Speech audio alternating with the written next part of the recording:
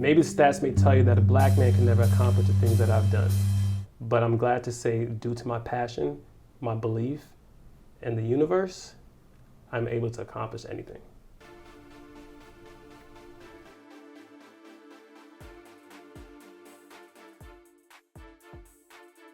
Hey everyone, it's Neffy Anderson here with a brand new episode of The Path Less Traveled. Now today's guest is artist and repertoire executive, manager, reality TV star, Alaska Gedeon. It's like a lot, right? All right, now let me walk you through some things. Let me tell you where you know him from. Now, Alaska is most known for being the director of A&R for Atlantic Records, and he's responsible for scouting and finding music's next best superstars, and also molding and cultivating the artistic development of artists such as K.Michelle, Omarion, and the list goes on and on. Now, if you're just like, he looks familiar, but I don't know where I know him from, perhaps you know him from Bravo. Alaska is also a reality TV star on Bravo alongside his beautiful wife on the Bravo show, The Newlyweds First Year. Alaska, thank you so much for inviting us here. We're in his home. I'm so excited to meet you, interview you, all that good stuff. Awesome, thank you. Now, just take a moment to look at what he has going on here. This man is just culture at its finest. Okay, there's nothing boring about him, from the hair to the clothes that he wears to his socks. Yeah. So let's jump right in. Yes. Talk to me. Thank you for all that. You're welcome. The pressure. No pressure. I can't cheat you. Gotta let everybody know who you are right now. You know what I'm saying? I'm no longer at Atlantic Records. Okay. Where are you now? Self-employed. Okay, I love it. Okay, so talk to me about the opportunities that you created for yourself that led to your big break. Oh man, while I was bartending, I found someone came to a bar to give me a Def Jam credit card. I was like, oh, you look for interns? I started interning at 24, which was kind of late, because I didn't go to college, so there wasn't a program to get me into an internship, and then so I just kind of I was acting and modeling at that point. Right. I was like, all right, cool, bartend. You know how to bartend? Yeah. So I was pouring drinks, never did it a day in my life, and I was like, met that person at the bar. Do you need an intern? She said yes. Went to the office. I started interning in the marketing department at Def Jam, and then I kind of worked my way through the building to see what I really liked. Right. And stumbled into music. Wow, that's amazing. Yeah. That you followed that impulse to just ask like, hey, are you guys looking? Yeah. So what would you say you did to deliberately brand yourself in the music industry? Sheesh. Yes, yeah. We gotta get the good stuff. Deliberately, be honest. I don't care what you think about me. Right. Because there was a point where I did, where it's like I had to impress this person and make sure you see me in this light. And after a while, it's like, just be real with yourself and just be true. So for me, deliberately, what you see is what you get. So that's what I do deliberately. I be. Right. And that's something that a lot of people need to do more of, especially in this industry, because tough. you want to impress people and you don't want to say the wrong thing or do the wrong thing. For sure, no, it's tough. Because I came from that. Right. Where I had to impress everybody. Right. And then I was like, holy shit, I can't keep up with it. Yeah. So I had to close myself off from the world and kind of figure my shit out, figure myself out. Like, this is what you were doing before. Yeah. Whatever you do is going to work out. It's always gonna be dope. It's always because you believe in it. Right. You're putting your work in it. Anything you do, you're gonna end up completing it until you stop doing it. Right. Right? It sounds simple. That's a nice way to think about that. You're gonna do it. Yeah. Only way you won't do is you stop. Right. And if you take defeat or you take a no, literally I can go through the chapters of my life where it's kind of like, oh yeah, I had to fix my car, so I became a mechanic and just did that shit myself because I read and I did it. Right. Just do it, right? I love it. Just do it. Nike need Look to at hire that. you. They need to Look at that, Nike. They need to hire you. So what would you say is one part about your journey that most people don't know about?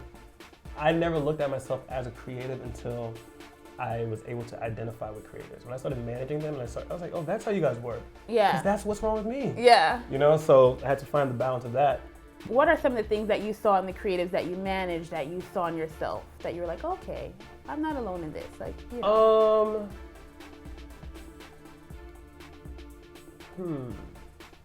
I guess mainly I didn't realize I was creating. Like, I don't know, it was, people, if you can't create something that's tangible, right, then you're not an artist or you're not a creator or you're not, but I realized everything I've done in my life was literally, I was always creating something. Like, it started off with an idea first, and then, or strategy, and then I don't know, I was just making things come to be, right? So right. Like with music, I don't know how to read music, and I play the guitar, but I'm not good at it at all, right?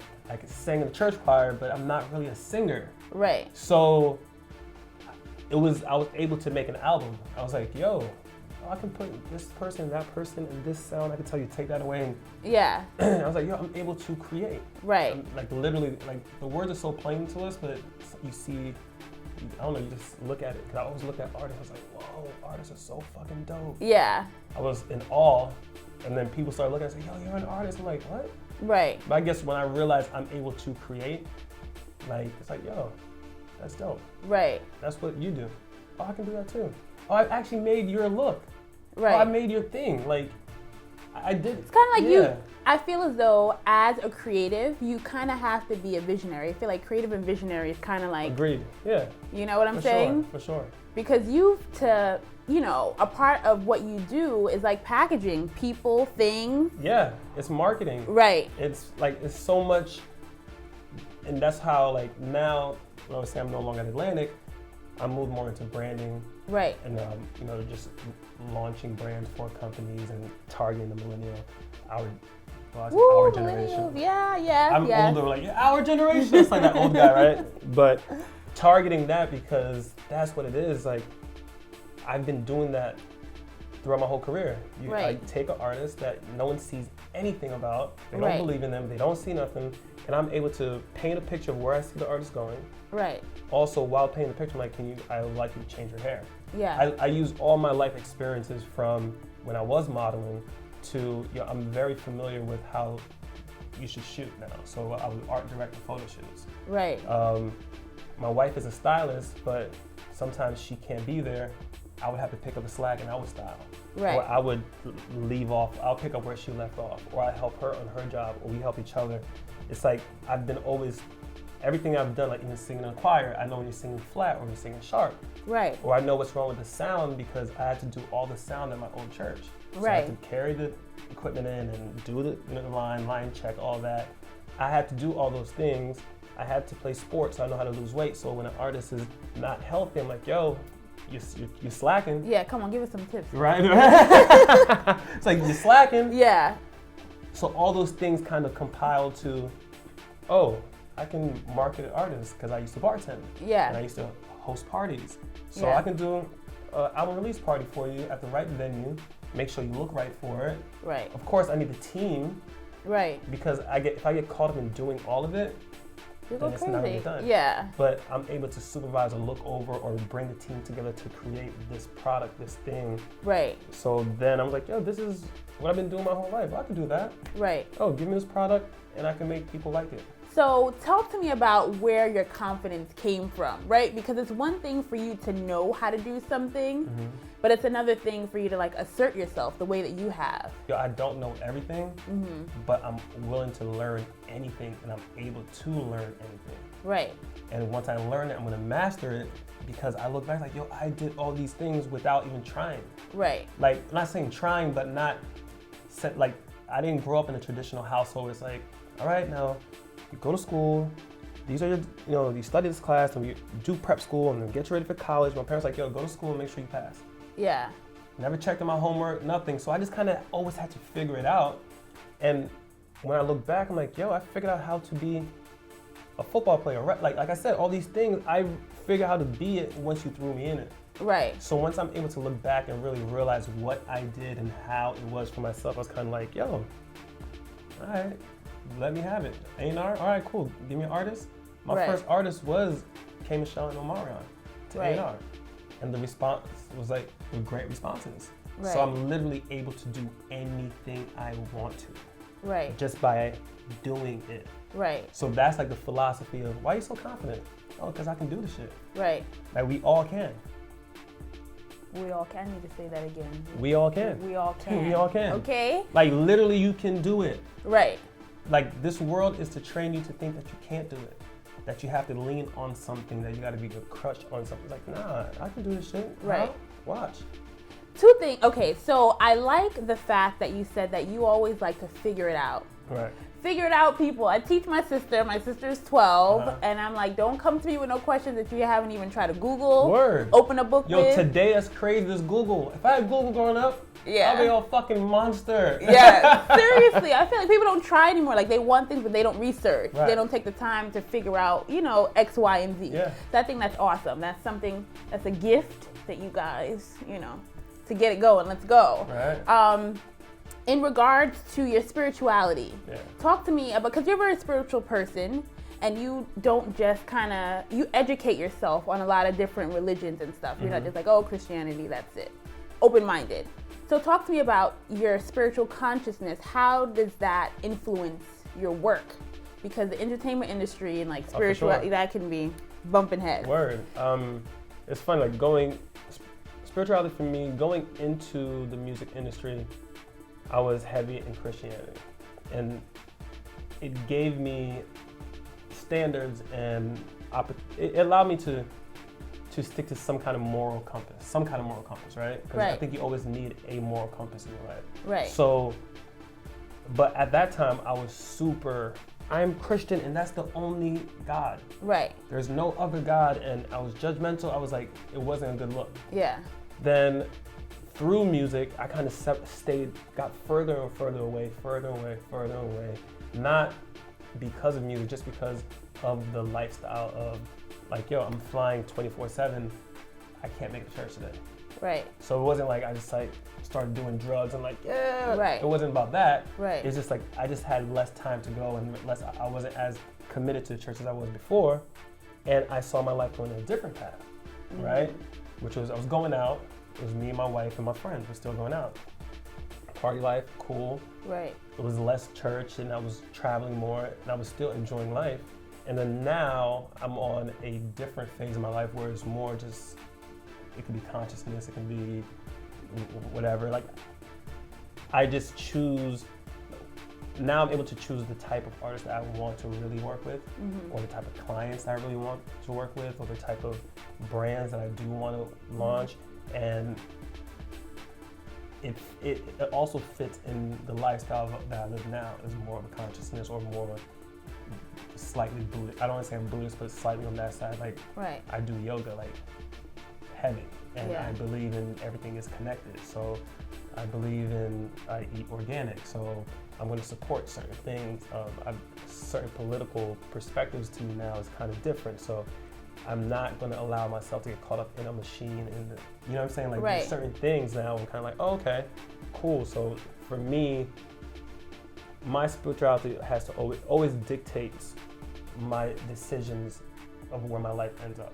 Right. Not every single decision. Some of my shit is outside of it, like, yeah, God, and like, oh shit, I said shit. You know? Yeah. So it's not about that, but like, it's a heavy influence in the direction, the type of music I do, or the type of artist that I work with. It's always been that. Yeah. I think that when you are able to, when like who you are as a person, your morals and all that stuff is able to align with whatever you do for a living. It's gonna be awesome. And I feel like that's what true happiness is. Yes, and that's where I'm at. Like, I can be happy, broke, or with $1 million in my account, like whatever. Yeah. Like, it's not about that. It's about that. You hit it right on, like, boom.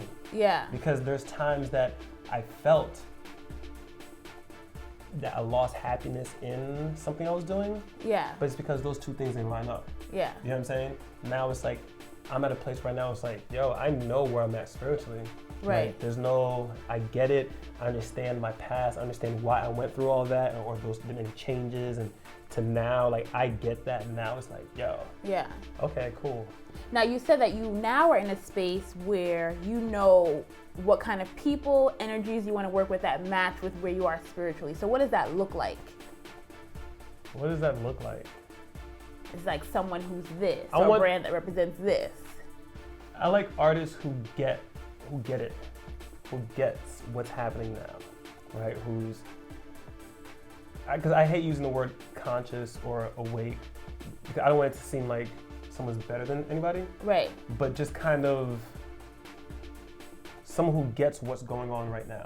Right. You know what I'm saying? Who doesn't get caught up in the hype, but also knows how to be part of the hype.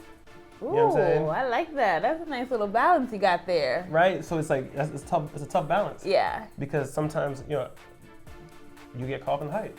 Right. And especially at that age, like, especially if it's a younger artist, it's like, but I've been coming across some really dope acts that they're not about the hype. So what is one thing that you know now about the music industry that you wish you knew when you first got into it? I wish I knew that it was going to be acceptable to be, like, I don't want to say thirsty, but thirsty. Like, when I was growing up, my generation, like, I'm like right in between social media and no social media. Right. And I was like, fuck it, I'm not gonna do social media because this shit gets me in trouble. Guys, like, Facebook, or MySpace was back then. Yeah. And I was like, I'm shutting down my accounts, I'm not even on that. And I don't like showing people, like, oh, look at these fresh kicks and just flossing and all that. Like, our generation, we were club kids in New York City. If you was dope, you was dope. Right. You didn't have to tell nobody or to show nobody. Yeah. But now you kind of have to show everybody, because it's weird. Like, I'm like, do I really have to show that? That's why I disappeared from social media. I'm like, I don't know.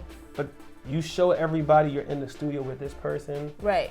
Then you get more followers, and that makes you more of an official A&R or producer or artist or whatever. But back then, you didn't have to do that. Right. So I wish I knew I should have been doing that way back then. Taking pictures and like, you know what I'm saying? Yeah. Just for the generation now, just so I can understand how to deal with them. But it's like, I feel like an old man talking like this. And I'm like, no, but you do pretty well. Age, So based on what people see of you, both on the show and via social media and just in your everyday life, it's easy for them to get the idea that, like, your life is perfect. They know you, but like, your life is perfect. Word. And you put in a lot of hard work. And even though some will say, like, you moved up quickly, right? You started as an intern for Def Jam, and like 8 years later, you're an A&R head, right? So talk to us about your last career low, because everyone has them, and how you bounce back from that. Because the idea is to let people know that you will have career lows, but you're gonna make it. You're gonna bounce back. Right. It's not the end of the world. I think you caught me at the right time. Woo! Because I just came from, like, one of my career lows, right? Which I thought was low, right? But which was within, say, a year. It's career is weird for me, because a career low is kind of like a lifestyle low for me, or a life experience low, because my career is not the typical, okay, you work your 9 to 5 and you put an application here. I've never put an application in for a job. Like, it was always someone I knew, or someone I met, somebody, whatever, you know what I'm saying? So it was always it was like ingrained into my life, my everyday. So the vision, what made it a career low is the vision that I had, that I thought was all figured out. It wasn't that, and I got caught up in that. I got caught up in, I didn't allow myself to go through the shift of, just go where because that's what I used to do, is just go with the flow, just figure it out, just, don't resist, it's in the least resistance, and you just go with it, you just grow, because you just get caught up in resistance. If there's a little resistance, we're like, oh, the trees don't worry about growing, they just grow. Yeah. Like birds don't worry about where they eat or lay their heads. They eat and they just lay their heads. Yeah. And we worry about that sometimes. And when I thought the first artist I started managing, I thought she was going to be bigger than she is now through the initial label we were at. I was like, yo, okay, Rock Nation has Bridget Kelly. It's my, day one I've been working with her. Right. And believe in her. But what happened, I didn't realize, like, yo, we accomplished so much, but I got caught up in a bigger vision that I had for yourself. Right. Yeah. You know what I'm saying? Yeah. But it was like, no, it's like, yo, we traveled the world, we did this. But it's like your mind allows you to sometimes focus on the negative perspective, the quote unquote negative perspective. You don't see the positive side of it. Right. It's like, yo, like you said, it was a fast climb. Right. Like it was, everything, there's like, this is life cycle. Yeah. Life don't just, nothing. Right. Ever. Besides, only one thing's infinite, God. Right. Or love, or, those, God is love. Yeah. So, right? So that's the only thing that's infinite. But I just shot up there. I was like, yo, okay, cool. Yo, this is it. I see this. But it's like, nah, yo, you did that. Yeah. Be okay that you did that. Yeah. Now go to the next phase. So it's not about not having lows or highs. It's about me being consistent with myself. Right? You're here, life goes up, life goes down, goes up. You're happy, you're sad, you're mad, you're angry, whatever it is. It goes like this. But if you follow it, yeah, and you're like, what the hell's going on? Yeah. You know what I'm saying? I don't know if that makes sense. Yeah. So for me, and for anybody else out there, you need to have quote unquote career lows. It's just part of it. Yeah. Nothing is forever. Like, you know what I'm saying? Like, yeah. And it's a part of I feel like it's a part of the growth process. It is, for sure. It's part of life though. Yeah. Like you have to have, like, it's dualities, right? There's the right side, there's the left side. Right. Right side of the brain, left side of the brain.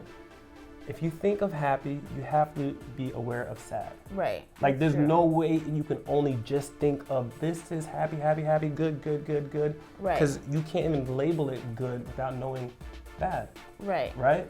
So your career is going to have good moments and bad moments, but if you label it good or bad, then you get caught up in that.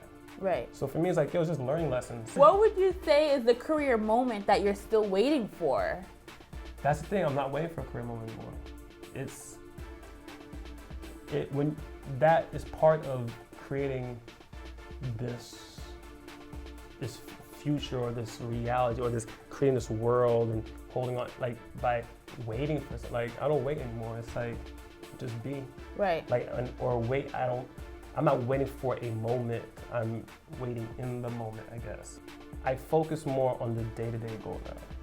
So I won't get lost in all in the future because as visionaries, sometimes we think too far ahead. Yeah. Sometimes we think too big. Yeah. And when you focus on that, like you bring a team that doesn't see the vision how you see it. You may have the same vision, but they're here to support you, a supporting cast. Right. I'm like, what? You guys don't see that? Yeah. It's crazy. Woo! Right. And they're like, yo, what are you looking at? Yeah. Because you know what I'm saying? Yeah. Now I'm just like, yo, just be now. Just be present. Yeah. I do have goals. I set goals. Trust me, like that's the best way to accomplish this is I have to get in the habit, like writing down my goals of the day. Right. Pen and pad, write it down. I want to do this today, do this today, do this today. Meditate, set my vision, and I kind of go, okay, I see myself accomplishing this goal. I see my interview today with Neffy. It's gonna be amazing because I'm gonna have a cup of coffee right here, and like, you know what I'm saying? I kind of vision that out. Yeah. But it's just I no longer have to wait on, oh man, when am I going to experience this? It's like I'm going to experience it. Yeah. I'm doing the work every day. Yeah. I'm doing it, and I won't do it. I love it. When I stop doing it. Right. Yeah. I love it. So we posted a question to social media because, we like to include you guys, make sure that you're in on the fun. So let's see what someone asked. Let's see. So, Bonita Applebaum on Instagram Perfect. wants to know, Bonita. do you think you'll do reality TV again? She got a couple of questions, so this is like a 3-part question. Okay. At first, no, but now, yes. Why the change of heart? Because I know